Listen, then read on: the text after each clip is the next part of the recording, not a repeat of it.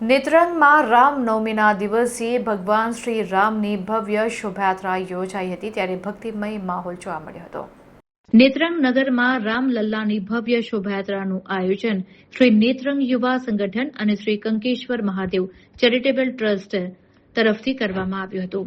આ શોભાયાત્રા રામજી મંદિરથી સાંજના 4 કલાકે પ્રસ્થાન થઈને નગરના તમામ વિસ્તારોમાં ડીજે સાથે જય શ્રી રામના નારા સાથે ફરી હતી। Netrang police inspector RC Vasava તેમજ સ્થાનિક પોલીસે શાંતિ અને વ્યવસ્થા માટે ચુસ્ત બંદોબસ્ત તૈનાત રાખ્યો હતો। શોભાયાત્રા શાંતિમય વાતાવરણમાં પૂર્ણ થઈ હતી।